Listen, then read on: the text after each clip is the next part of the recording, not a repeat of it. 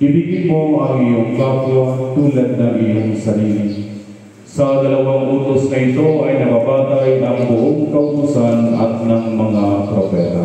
Magsinuhod po ang lahat. Sabay-sabay po natin pagsihan ang ating mga pagkakasala sa Diyos, pero din sa ating kapwa.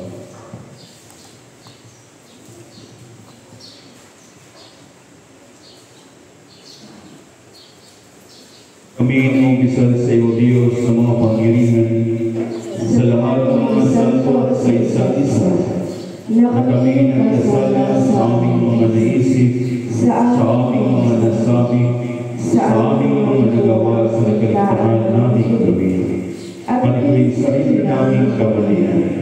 Kaya sinasabi namin sa iyo, Diyos, na kaawaan kami, at sa lahat ng santo, na ipanalangin kami sa iyo, Panginoong Diyos. Amen.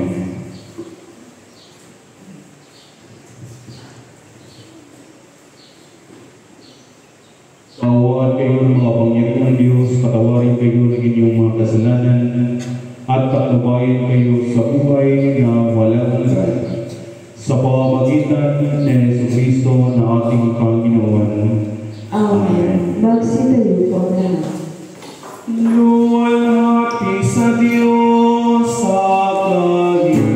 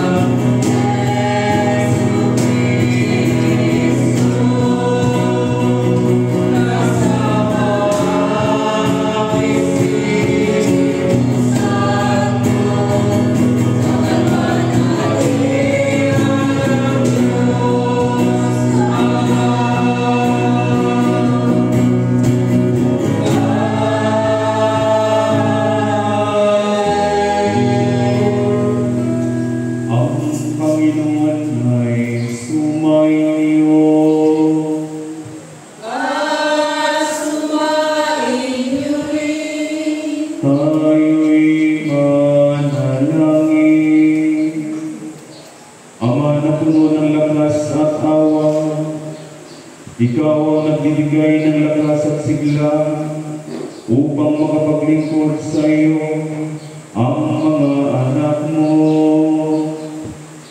Ipagkaloob mong mabuhay kami ayon sa salita mo at nang sa gayon ay matupad sa amin ang iyong mga pangako.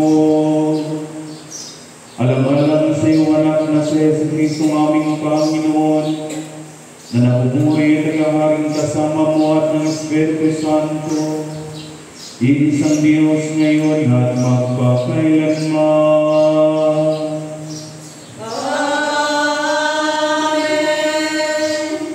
Tayo namin makapangyarihan at hanggang Diyos, kami pinagpapasalamat sa pagkakataon na ito na patuloy na ipinagkaloob mo sa amin para kami malatipon dito sa iyong bahay panalangin upang pasimulan ang araw na ito na puno ng pagpapasalamat sa iyo.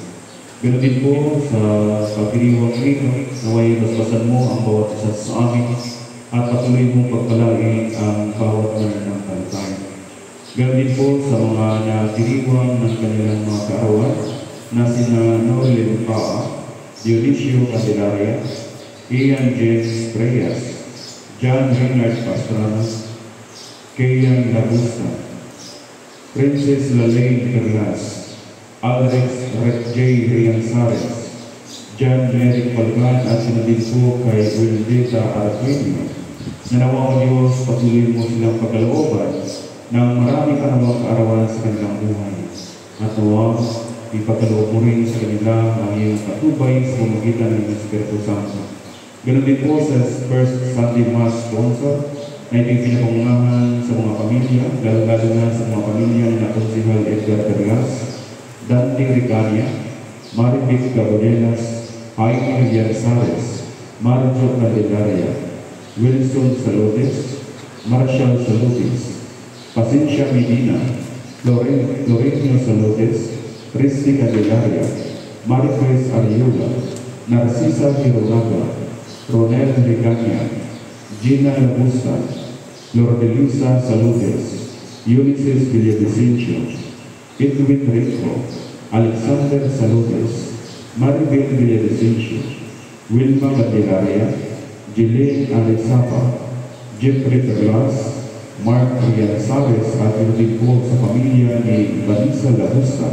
Nanawa o Diyos, patuloy mo nawang pasagadangin ang kanilang pamumuhay at naway ingatan mo sila. At sa pamamagitan nila ay may katuparan ng iyong kalooban dito sa sanlibutan sa pamamagitan ng kanilang patuloy na paggawa ng kabutihan. At ang lahat ng ito ay sa pamamagitan ni Jesucristo aming Panginoon. Amen. Tayo nalangin o Diyos na puno ng awa. Sa aming pagtitipon dito ngayon, amin pong idinudulog sa iyong harapan ang aming mga kapatid na may mga karamdaman. Tulungan mo naman sila o Diyos upang bigyan ng lakas ng kanilang mga pangatawan. Pagalingin mo naman sila mula sa kanilang karamdaman. Lalo-lalo na sa aming mga kapatid na sina Mylene Villavicencio, Rudy Saludes at pinatid po sa aming kapatid na si Father Edwin Unico. At ang lahat ng ito ay sumagitan ni Jesucristo aming Panginoon. Amen. Magsiupo po lahat para sa mga pagbasa. Pinapalahanan tayo ng Diyos sa pamagitan ni Propeta Isaias na ang tunay na pagsamba ay hindi lamang nakikita sa pag-aaral ng anumang mga bagay, kundi sa malinis na puso at mabuting luha. Pinapaalala niya na walang halaga ang ating mga dasal at paglilingkod kung patuloy pa rin tayong gumagawa ng sama at hindi tumutulong sa kapwa.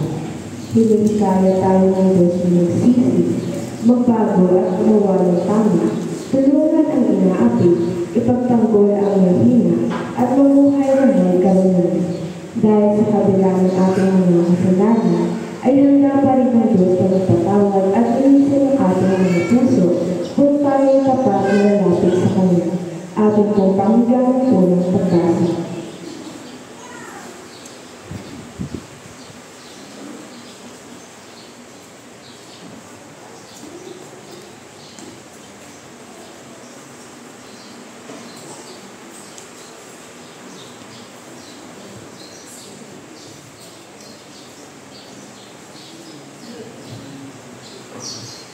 Ang unang pagbasa ay mula sa aklat ni Propeta Isaya, Kabanata 1, nagsisimula sa talata 10 hanggang talata 11. Pakinggan niyo ang salita ng Panginoon. Inyong mga pinuno ng Sodoma, makakinig kayo sa kautusan ng ating Diyos, kayong bayan ng Gomorra. Saan ang kapalaran ang karamihan ng inyong mga hari sa akin, sabi ng Panginoon. Ako'y puno ng mga handog na susunugin ng mga lalaking tupa at ng mga mataba sa mga hayop na pinataba. At ako'y hindi nalulugod sa dugo ng mga toro o ng mga kordero o ng mga kambing na lalaki. Nang kayo'y magsidaging, napakita sa harap ko, sino humingi nito sa inyong kamay upang inyong yakapin ang aking mga kalooban? Huwag na kayong magdala ng mga walang kabuluhang alay. Kamangyan ay karumal-rumal sa akin. Ang bagong buwan at ang sabat, ang tawag ng mga kapulungan, hindi ako makakapagtiis ng kasamaan ng ating takdang pulo. Ipinagdarandam ng aking puso ang inyong mga bagong buwan at inyong mga takdang kapistahan. Mga kabagbagan sa akin, ako'y para pagdadala ng mga atyaon. At pagkain mga iginagawad ang inyong mga kamay, aking ipupugli ang aking mga mata sa inyo. Oo, pagka kayo'y nagsisigadinan ng marami, hindi ko kayo bibili. Ang inyong mga kamay ay puno ng dugo. Maghuhugas kayo, maglinis kayo, alisin niyo ang kasamaan ng inyong mga gawa sa harap ng aking mga mata. Magdikas kayo ng paggawa ng kasamaan. Matuto kayong magsigawa ng mabuti. Inyong hanapin ang kahatulan, inyong saklaluhan ang napipigati, inyong hatulan ang ulila, ipagsanggalang ninyo ang babaeng ako. Magsiparito kayo ngayon, at tayo magkatuwiran, sabi ng Panginoon. Bagaman ang inyong mga kasamaan ay maging tila mapula, ay magiging mapuputi na parang niyebe. Bagaman maging mapulang gaya ng matingkad na pula, ay magiging parang balahibo ng tupa. Ito po ang salita ng Panginoon. Salamat sa Diyos.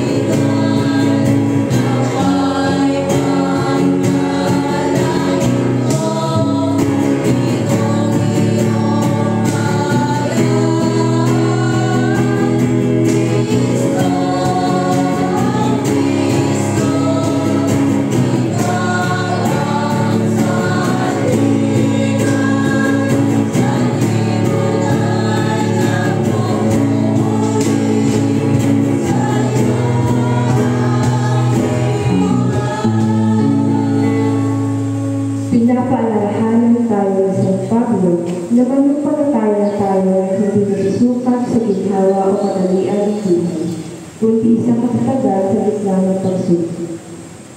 Tulad ng mga taga-Tesalonika, tayo rin ay tinatawag ng Diyos na manatiling tapat kahit mahirap at magtiwala na ang lahat ng ating pagtitiis ay may kabuluhan sa Kanya.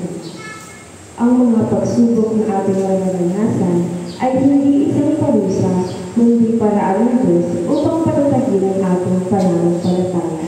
Ating pong pakinggan ang ikalawang pagbasa.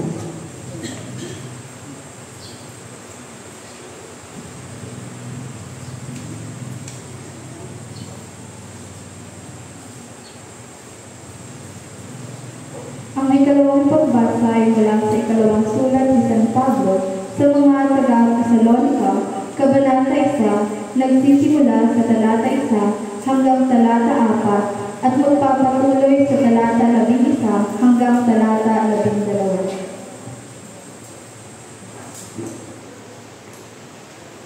Si Pablo at si Silvano at si Timoteo sa iglesia ng mga taga-Tesalonika na nasa Diyos na ating Ama at sa Panginoong Jesucristo. Sumainyo nawa ang biyaya, kapayapaan mula sa Diyos Ama at sa Panginoong Jesucristo. Kami ay nararapat, mga kapatid, na magpasalamat lagi sa Diyos dahil sa inyo. Gaya ng marapat, dahil sa inyong pananampalataya ay lumaki lubha at ang pag-ibig ng bawat isa sa iba ay sumagana. Ano pa kami sa aming sarili ay nakagpupuri sa inyo, sa mga iglesia ng Diyos, dahil sa inyong pagtitiis at pananampalataya sa lahat ng mga pag-uusig sa inyo at sa mga kapit-hatiang inyong tinuis. Dahil din dito ay lagi namin idadalangin kayo, upang kayo'y maging karapat-dapat sa ating Diyos sa pagtawag sa inyo, at ganapin may kapangyarihan ang bawat nais na kabutihan at gawa ng pananampalataya. Upang ang pangalan ng ating Panginoong Hesus ay luwalhatiin sa inyo, at kayo sa Kanya ayon sa biyaya ng ating Diyos at ng Panginoong Jesucristo. Ito po ang salita ng Panginoon. Salamat sa Diyos. Thank you.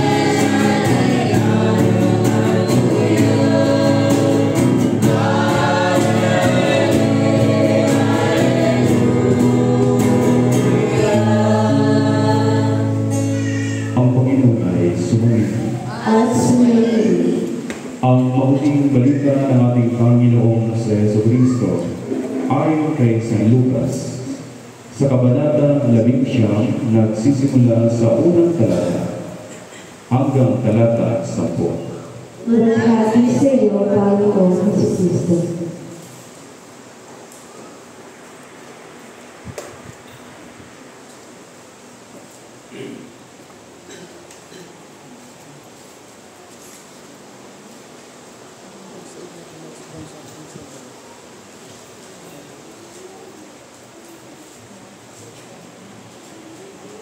Pumasok si Jesus sa Jericho at naglakad sa kabayanan. Doon may isang mayamang puno ng mga publikano na nagngangalan Sakeo. At pinagsikapan niyang makita si Jesus upang makilala kung sino ito. Ngunit siya'y napakabanda. At dahil sa dami ng tao, hindi niya makita si Jesus. Kaya patakbo siyang nagpauna at umakyat sa isang puno ng sikomoro upang makita si Jesus na magdaraan doon.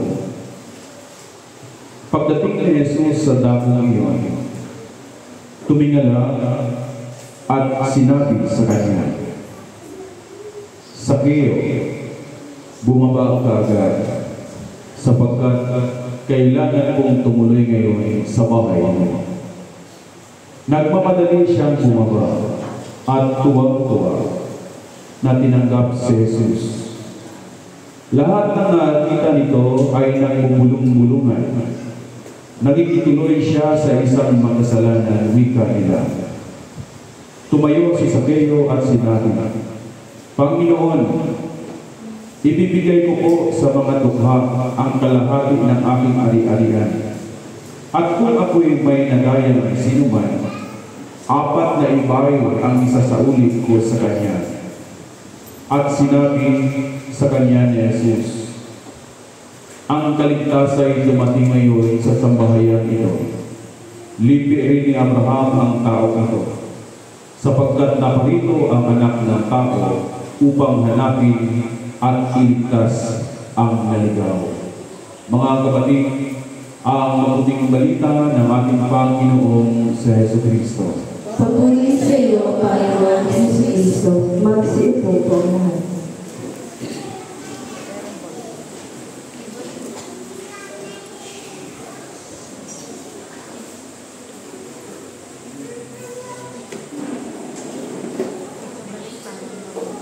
Sinabi ni Jesus, sapagkat naparito ang anak ng tao upang hanapin at iligtas ang mga naligaw. Sa pangalan ng Ama at ng Anak at ng Espiritu Santo. Amen. Magandang umaga po sa ating lahat, mga kapatid. Welcome po sa pagdiriwang nitong banal na misa, ang unang linggo nitong buwan ng Nobyembre, na kung saan sa ating pagtitipon dito ngayon ay may isang kwento ng isang tao na mayaman, pinuno ng mga publikano, ngunit siya'y napakapandak, mababa.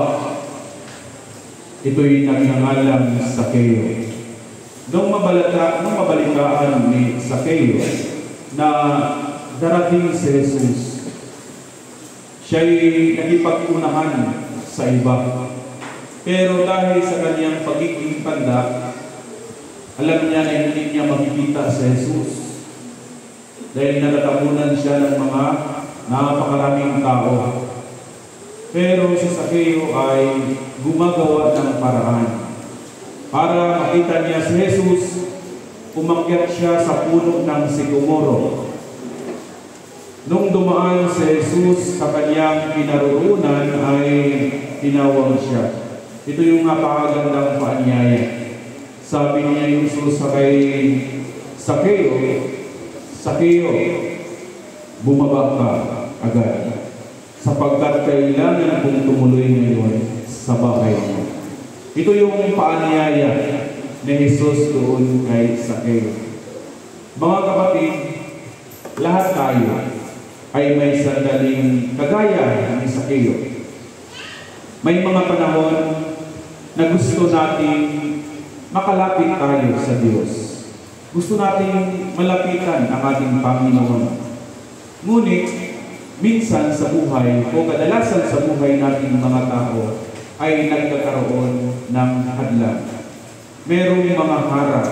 May mga instances na yung ating kagustuhan ay para bagang nagkakaroon tayo ng pag-alinlangan. Una, maaaring sa ating mga kasalanan. Diba? Dahil kadalasan ay pag tayo gusto lumapit sa Diyos, para bagang ini-examine muna natin yung ating mga sarili. Dapat ba akong lumapit sa Diyos? Yun yung magiging hadlang. Pangalawa, maaaring nagkakaroon tayo ng hiya sa sarili. Wala tayong lakas sa loob dahil parang lagi natin tingin sa ating mga sarili na yung pagiging matuwid at yung pagiging makasalanan. Nakakala baga natin sa ating mga sarili na ang lumalapit lamang sa Diyos ay yung mga matuwid. Pero kung ating titingnan sa ating banal na Ebanghelyo, sinasabi ng ating Panginoong sa Jesus na sapagkat naparito ang anak ng tao upang hanapin at iligtas ang mga naligaw. Kaya lagi natin tandaan, ang pagsamba ay hindi lamang para sa mga taong matuwid. Ang nasa loob ng simbahan ay parang halo-halo. May yelo, may gatas, may asukal, may mga pinipig o kung ano pa. May matuwid, may mga makasalanan, may mga kung ano-ano na naroon sa loob ng simbahan.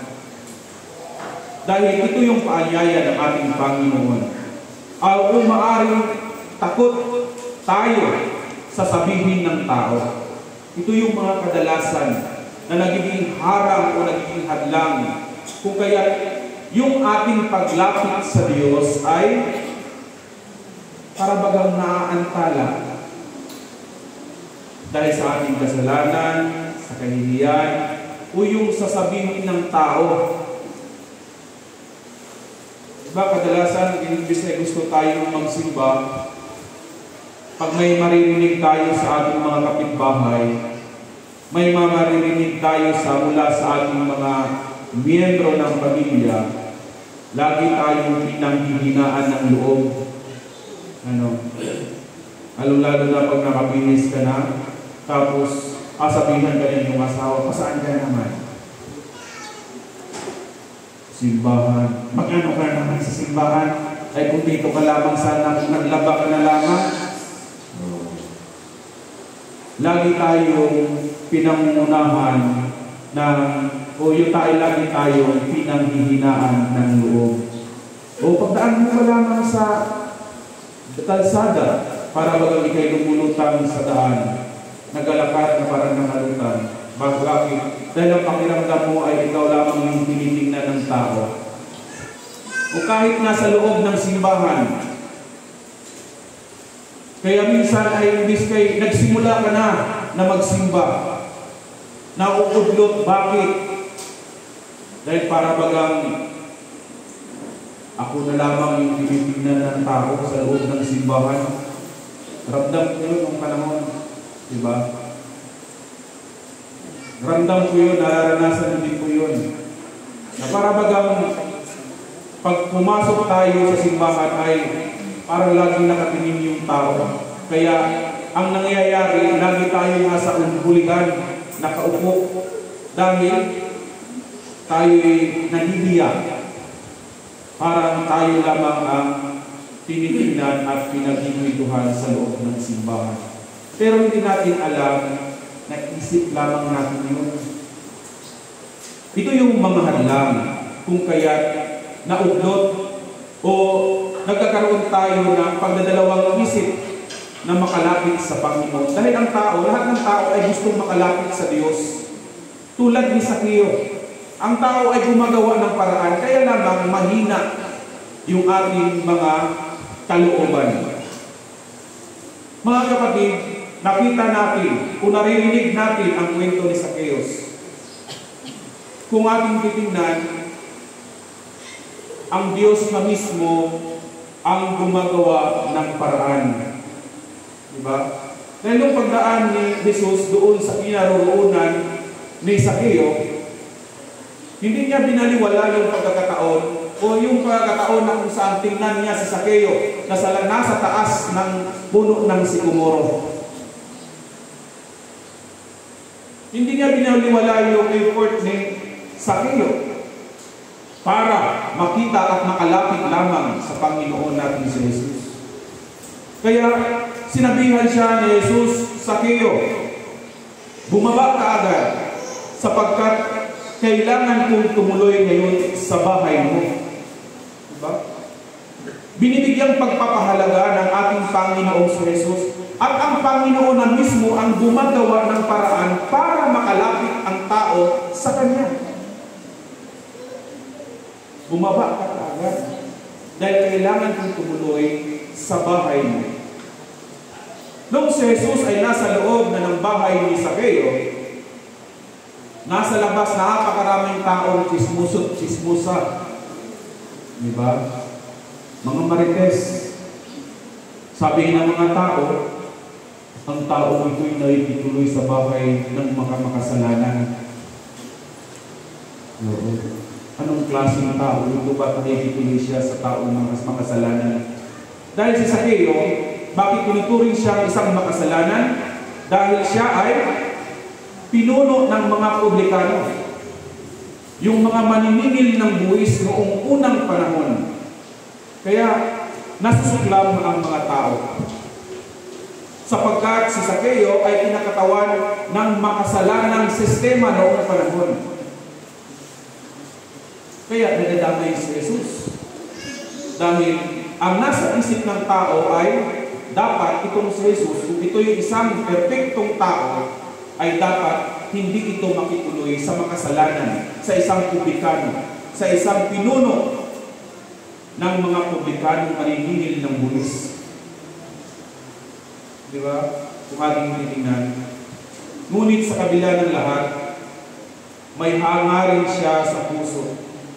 Gusto niyang makita si Jesus. Ito yung hangarin ni Zacchaeus. Nanaway sa buhay din natin mga tao, ito din yung ating magiging hangarin sa buhay natin ito. Nung makita, malapitan natin ang ating Panginoon. Dahil ang Diyos ay hindi man ito natutulog ang Diyos. Laging nakikinig. At alam ng Diyos kung ano yung nilalaman ng iyong puso at ng iyong isipan at ng iyong puso. Lagi natin pakatandaan mga kapatid. Sabi nga, sa bawat nahuhulog ng bigla ng iyong buhok ay alam ng Diyos. Kaya kung ang iyong isipan at iyong puso ay hindi magkatugma, doon tayo nagkaroon ng problema.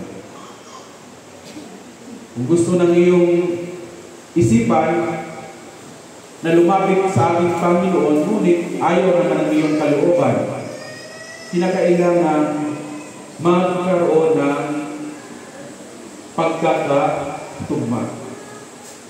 Kaya sana sa buhay natin mga kapatid, tularan natin yung napakaliit na tao na si Zacchaeus. Maliit pero may puno ng hangarin, may lakas ng loob na makalapit sa Diyos. At sa ating binabanggit sa ating banal na ebanghelyo sa umaga ito, ang puno ng sikomoro ay paraan o simbolo ng pagsusumikap ng isang tao. Si Zacchaeus ay umakyat sa puno hindi para magyabang, kundi para makita si Jesus. At doon siya nakita ng Panginoon. Mga kapatid, minsan kailangan din natin umakyat, hindi sa literal na puno, kundi sa ating pananampalataya. Kinakailangan paunlarin din natin ang ating pananampalataya sa Diyos. Kinakailangan din palakasin natin yung ating pananampalataya sa Panginoon.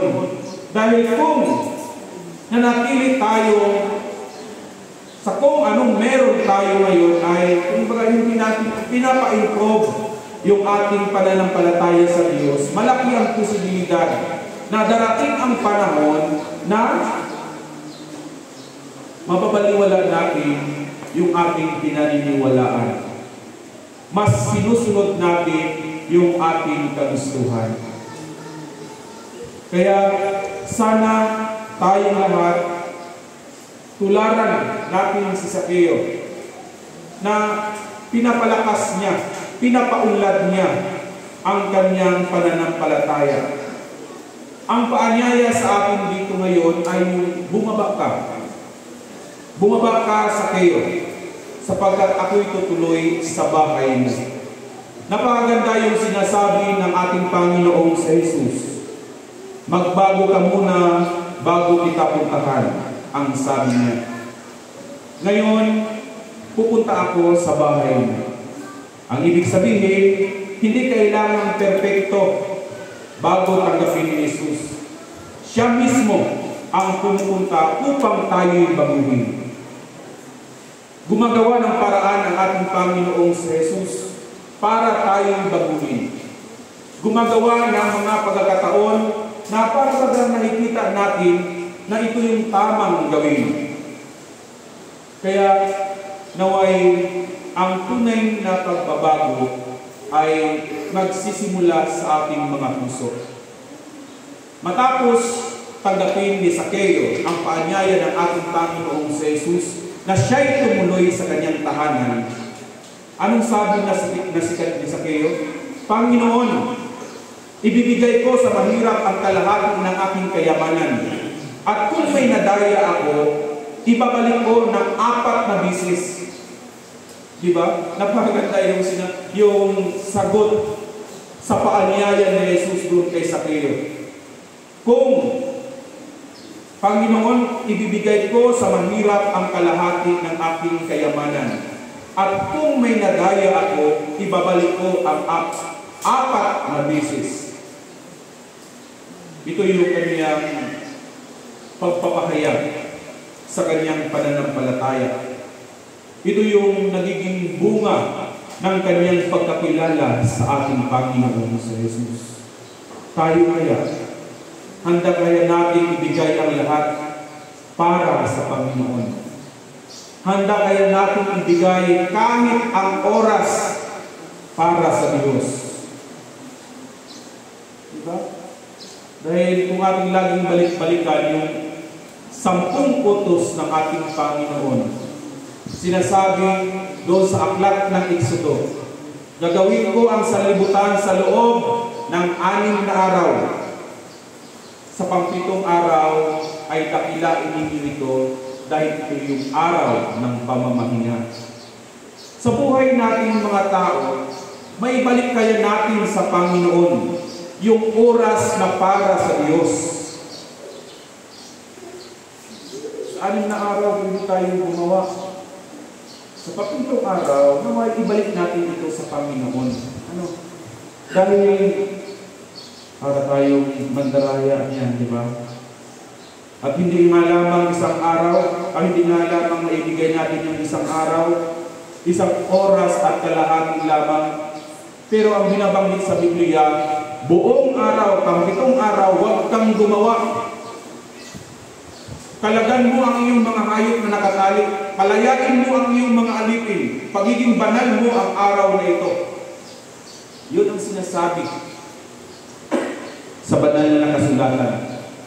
Pero sa kasalukuyang buhay, 1 oras at kalahati lamang ang hinihingi para tumigil, manalangin, at magpasalamat sa Diyos. Ang tanong na isa sa buhay ba ng mga mananampalataya? Madali si Zakeo, halos sabi niya, kalahati ng aking ari-arian ibigay ko sa mga mahihirap. At kung may nadaya man ako, 4 na ibayot yung ibabalik sa kanila. Ito yung nagiging bunga ng pananampalataya ni Sakeo. Kaya sana mga kapatid, tayo nawa ay tularan natin ang buhay ni Sakeo.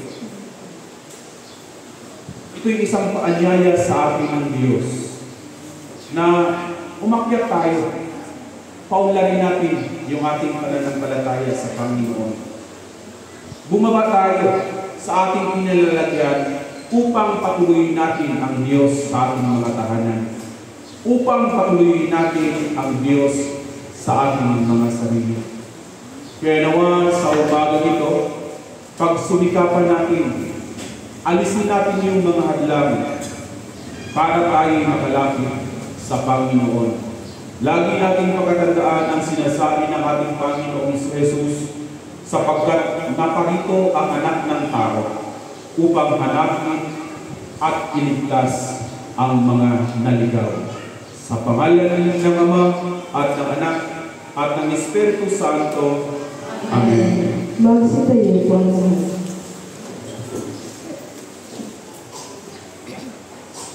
Sabay-sabay po natin sambihin ang sumasampalataya. Sumasampalataya kami sa isang Diyos, Amang makapangyarihan, na lumikha ng langit at lupa, at lahat na ikita at dinikita. Sumasampalataya tayo sa isang Panginoong Jesucristo, buktong na anak ng Diyos, nagmula sa Ama bago pa nagsimula ang panahon. Diyos po sa Diyos, liwanag buhat sa liwanag. Diyos na totoo, buhat sa Diyos na totoo. Inianak, hindi likha sa isa sa pagka-Diyos ng Ama.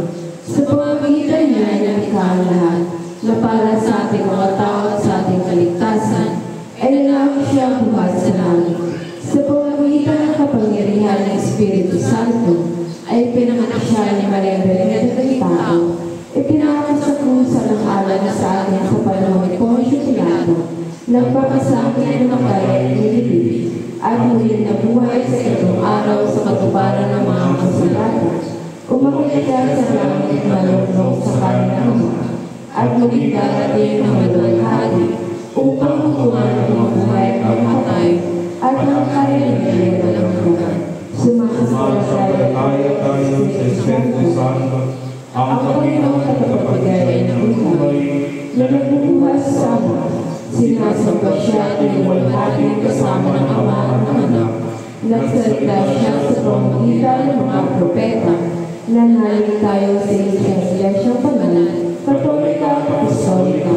Naniniwala tayo sa isang binyag sa pagpapatawad ng mga kasalanan, at hinihintay natin ang muling pagkabuhay ng mga namatay at ang buhay na walang hanggan. Amen. Magsinuwag pang lahat para sa panalangin ng bayan.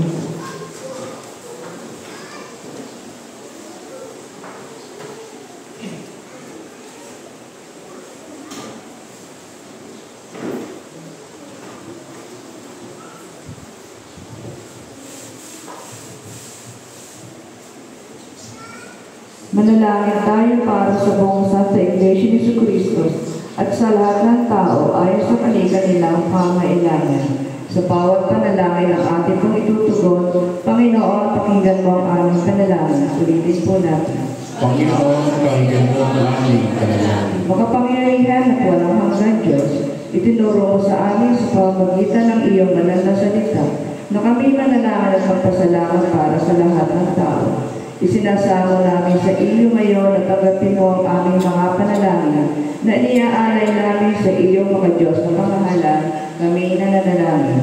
Panginoon, pakinggan mo ang aming panalangin. Dinadalangin namin ang iyong banal ng panatang Santa Iglesia, lalong-lalo na Iglesia Filipina Independente sa bayang ito. Puspusin mo ito ng katotohanan, pagkamatwid at kapayapaan, at ipahitulot mo ng lahat na nagpapahayag ng iyong banal na pangalan ay magkasundo sa katotohanan ng iyong banal na salita at sama-samang mamuhay sa pagkakaisa at pagmamahalan kami nananalangin. Panginoon, pakinggan mo ang aming panalangin. Pagkalooban mo ng biyaya ang nasa langit ang lahat ng obispo, pari at diakono, lalong-lalo na ang aming obispo Maximo si Joel Porlares, ang aming obispo day sa sana na si Right Reverend Arnold Dumayan at ang aming pari na si Reverend Father Randy Matos. Sa pamamagitan ng kanilang pamumuhay at pagtuturo ay maipahayag na nila ng buong katapatan ng iyong tunay at bibigay buhay na salita at mapakasiwaan nila ang iyong mga banal na sakramento. Kami nananalangin. Panginoon, painggan mo ang aming panalangin. Sinasamo namin paghariin mo ang mga puso ng lahat ng namumuno sa pamahalaan sa bayang ito at sa lahat ng iba pang bansa. Lalong-lalo na ang aming Pangulo, ang aming punong lalawigan at ang aming punong bayan. Magpasya naman sila ng buong talino at may katarungan at may isang katuparan na nila ang kapayapaan, kalayaan, kagalingan ng iyong bayan. Kami nananalangin. Panginoon, painggan mo ang aming panalangin. Sa sangkatauhan, ipagkaloob mo ang iyong makalangit na biyaya. Lalong-lalo na sa first and the last sponsor na sila Constant Edgar Perlas, Dante Ricaña, Mari Big Gabonidas, Jaime Rianzares, Mari Jo Candelaria, Wilson Saludes, Marshall Saludes, Pasencia Nitina, Florenio Saludes, Reste Candelaria, Mari Cris Ariola, Narcisa Heronaga, Ronel Ricaña, Gina Nabosta, Flor de Lisa Saludes, Ulysses Villavicencio, Edwin Rector, Alexander Saludes, Maribel Villavicencio, Wilma Candelaria, Jeline Arizapa, Jeffrey Perlas, Mark Rianzares, and Vanessa Laposta at ang buo nilang pamilya. Ganon din sa nagdiriwang ng kanilang kaarawan na sina Nori Infaa, Junicio Candelaria, Ayan James Frias, John Reynard Pastrana, Kian Laposta, Princess Lalaine Perlas, Alex J. Rianzares, John Merrick Falcan, Weldita Arqueno, and Norbin Magcara. At sa kongregasyon ito, diginan ng napinaw nila ang iyong banal na salita nang may kababaang loob at masunuring puso at paglingkuran ka na may patapat sa lahat ng araw ng kanilang buhay. Kami nananalangin. Panginoon, painggan mo ang aming panalangin. Isinasamo namin, Panginoon, sa iyong magandahang loob na bigyan lakas at tulungan ng lahat ng nasa ligali, may kalungkutan, pangailangan, may sarito, kapansanan, lalong-lalo na sa Myriam Villavicencio, Rudy Saludes, and Father Edwin Lonto. Kami nananalangin. Panginoon, painggan mo ang aming panalangin. Naalaala namin, Panginoon, sa iyong harapan ng iyong mga likod na sa kabilang buhay na sumasampalataya kay Kristo. Isinasamo namin ipagkaloob mo sa kanila ang ganap na kapayapaan, kaligayahan, katahimikan sa piling mo at ang patuloy na pagyabong sa pag-ibig at paglilingkod sa iyo. Kami nananalangin. Panginoon, painggan mo ang aming panalangin. Pinupuri namin ang iyong banal na pangalan para sa lahat ng iyong mga santo. Pagkalooban mo kami ng biyaya upang kami makasunod sa kanilang mabubuting halimbawa at makarating nawa na kasama nila sa iyong banal na kaharian. Kami nananalangin. Tugunin mo ang aming mga panalangin, alaan sa kanyang ng buhay, upang mamagitan para sa amin. Siya na iyong anak at aming nakapagligtas sa Yesu Cristo. Amen. Magsitayo po ang lahat. Mga kapatid, tayong katawan ni Kristo sa pamamagitan ng isang Espiritu, tayong lahat ay binagis sa katawan ng tayo'y binigay. Ingatan natin ang pagkakaisa ng Pilipinas. Espiritu sa bilis ng kapayapaan. Lagi nawang sumainyo ang kapayapaan ng ating Panginoon. At sinunod. Magpatiyan po tayo ng kapayapaan sa bawat isa. This we will live. This we will live. This we will live. This we will live. This we will live. Ibigay sa Panginoon ang karangalan na arapat sa kanyang pangalan, magdala ng alay at bumaton sa kanyang harapan. Magsiupo po ang lahat.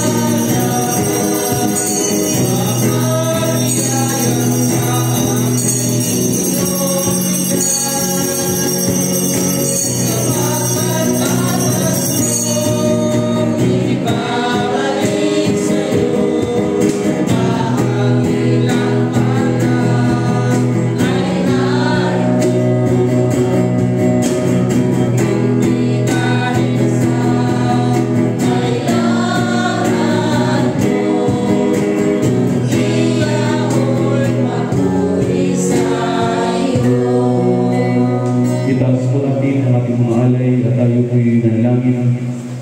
Mawing Diyos, ipinagkaloob mo sa amin ang lahat ng bagay. Sa iyong kasalanan ay binigay mo ang lahat ng aming mga pangailangan. Kami ngayon ang mga pagpapalingkod ay nag-aalay sa iyo. Ito mga sagisag na ang pagkawala ng utang na loob sa lahat ng iyong kaawaan. Amen.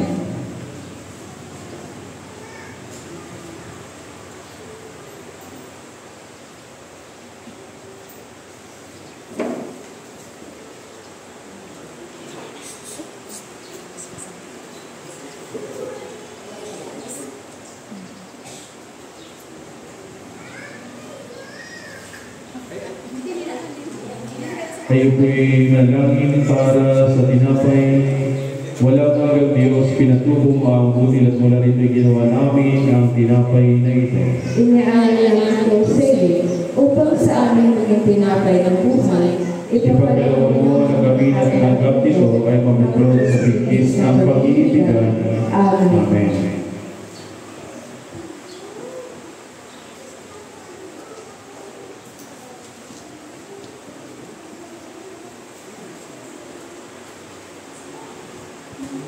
Kayo po'y manalangin para sa alak.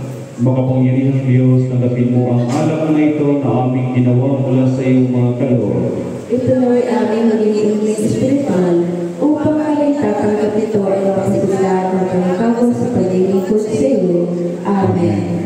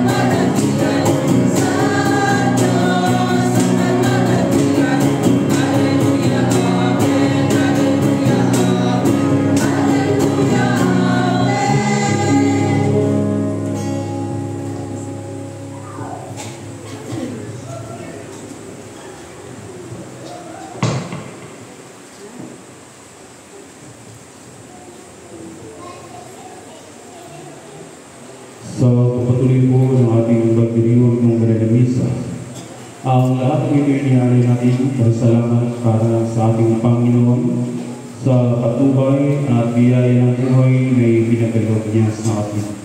Nanaway sa gawang ito ay patuloy tayong kasiyahan ng ating Panginoon at tularan nawa natin lahat ginagawa ng ating banal na Ebanghelyo sa kwento sa buhay ni Zaccheo. Nanaway patuloy natin sa ating mga puso't isipan ng ating Panginoon sa Jesucristo at paghariin sa bawat isa sa atin. At naway sa ating pagtitipon din po natin dito ngayon ay pagkaloob nawa ng ating Panginoon Diyos ang ating mga panalangin na inialay natin sa Diyos. Ganoon din po ang panalamisan ito inialay din po natin ito para sa lahat ng nagpapasalamat, lalong-lalo na sa mga nagdiriwang at magdiriwang pa ng kanilang mga kaarawan, lalong-lalo na kina Noel Pa, Dionisio Candelaria, Ian James Reyes, John Reynard Pastrana, Kian Labusta, Princess Lalaine Terlas, Alex J. Rianzares, John Merrick Pagkan at din po kay Wildita Arqueno. Nanaway patuloy nawa silang pagkalooban na marami pa namang kaarawan sa kanilang buhay. Ganun din po sa sponsor sa umagang ito, ang First Sunday Mass sponsor. Nanaway patuloy nawang paunlarin ang inyong pamumuhay at ingatan nawa kayo ng ating Panginoon. Ganun din po sa ating pagdiriwang ng banal na misa. Tulungan din po natin sa pamamagitan ng ating mga nagkaisang panalangin ang ating mga kapatid na may mga karamdaman. Nanaway pagalingin sila ng ating Panginoon at ipagkaloob sa kanila ang lakas na pananampalataya at pangangatawan. Lalo-lalo na sa ating mga kapatid na sina Maylin Vicencio, Rudy Saludes, at din po sa ating kapatid na si Father Edwin Lotto. Manalangin tayo mga kapatid upang ating hain marapat sa Diyos amang makapangyarihan. Tanggapin mo ng Panginoon ang ating hain sa ikapupulit, ikalulhati ng kanyang pangalan sa ating ikapupulit at pagbulang ng Iglesia.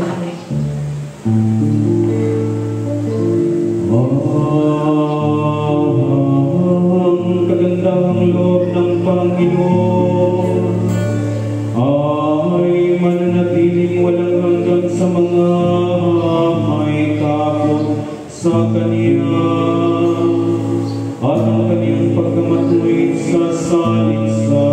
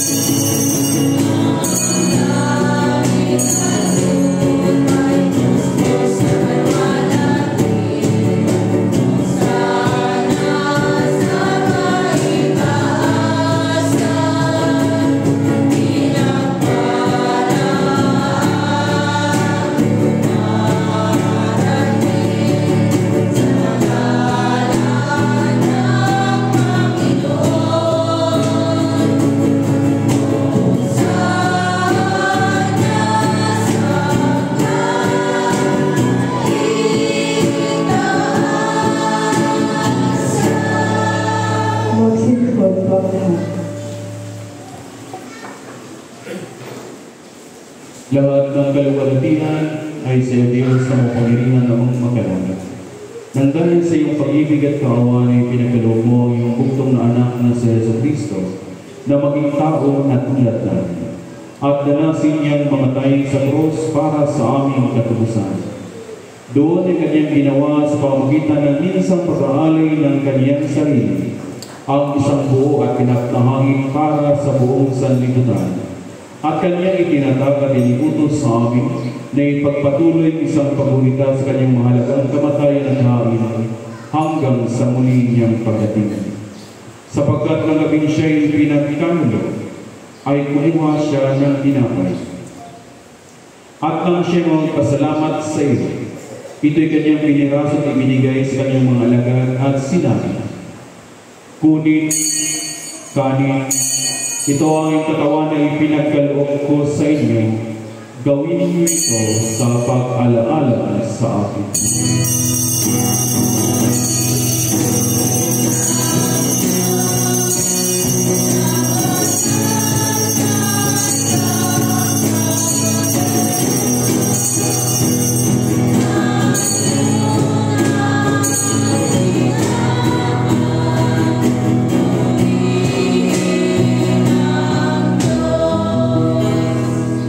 Matapos ang hapunan ay kinuha niya ang kalis. At nang siya magpasalamat, ito'y kanyang ibinigay sa kanila at sinabi, inumin niyo ito, kayo lahat, sapagat itong aking dugo ng bagong tipan na ibinubungos ko para sa inyo at para sa marami, sa ipagpatawad ng inyong mga kasalanan kailanman at inumin niyo ito ay gawin sa pag-alaala sa akin.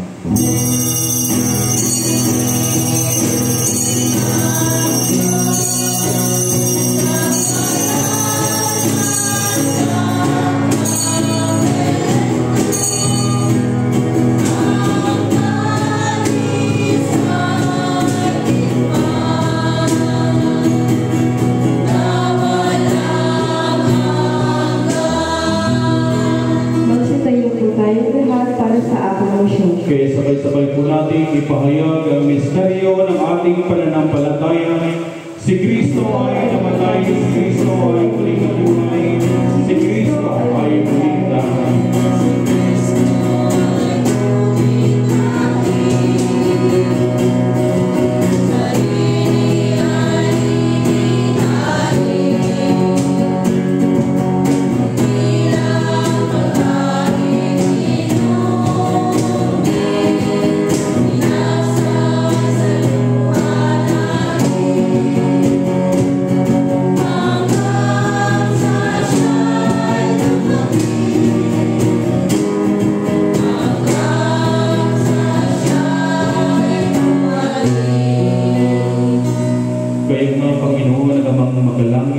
Ginaganap namin ang iyong mga banglingkod na palaalang iutos ng iyong anak.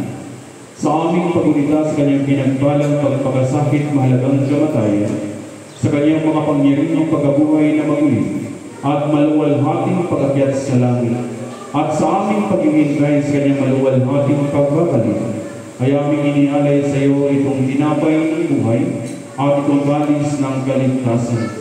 At kasama ng mga handog na ito'y iningalay namin ang aming mga sarili, na isinasamo namin sa iyo, na tanggapin sa mga langit na altar itong aming haing papuri at pasasalamat.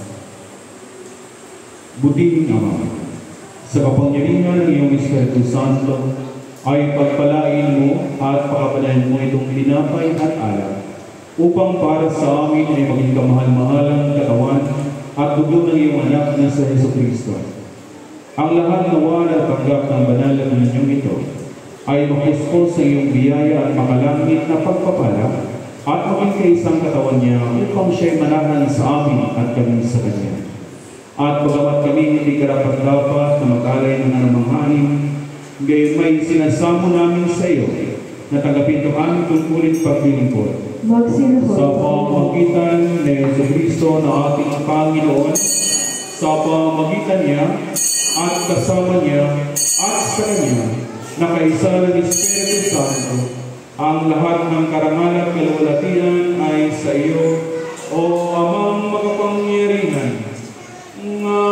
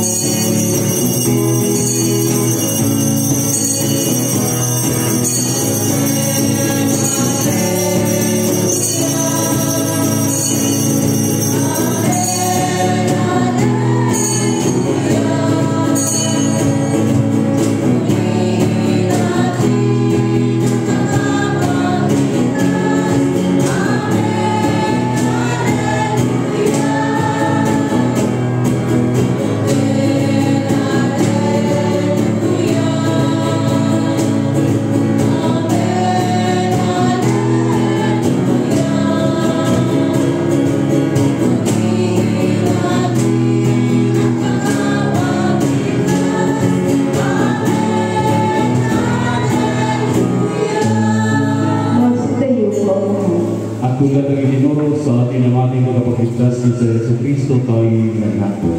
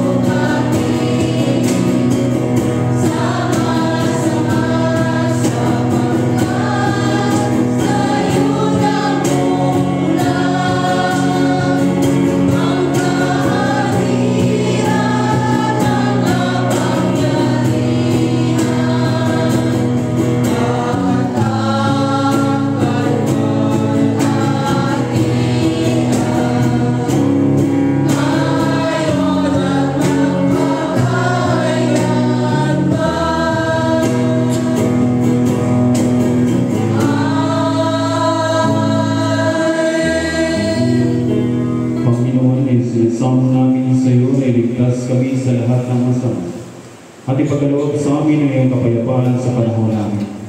Sa tulong ng iyong awa ay ilayo kami sa pagkasal at iligtas sa ligal. Sa pamamagitan ng iyong anak na sa Jesucristo aming Panginoon na nabubuhay at naghaharing kasama mo at ang Espiritu Santo ay isang Diyos ngayon magpagailanman. Amen. Kordero ng Diyos, kinagaling sa kasalanan sa libutan. Maawa ka sa amin. Kordero ng Diyos, kinagaling sa kasalanan sa libutan. Maawa ka sa amin. Kordero ng Diyos, kinagaling sa Ipagkaloob sa amin ang iyong kapayapaan.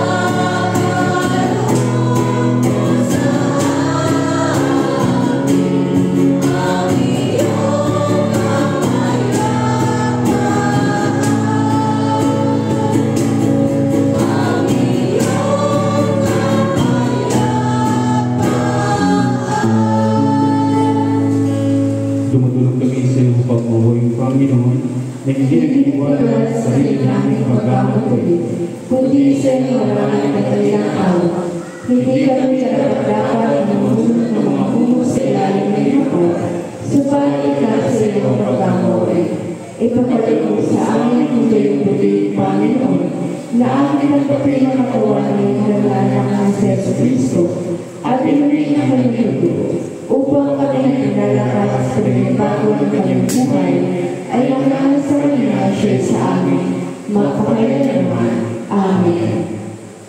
Mga kapatid, ang mga kaloob ng Diyos para sa bayan ng Diyos, kunin ninyo ang mga ito sa pag-alaalang ibinigay ni Kristo ang kanyang sarili para sa inyo, at tanggapin ninyo siya sa inyong mga puso sa pamamagitan ng pananampalataya ng may kasalanan.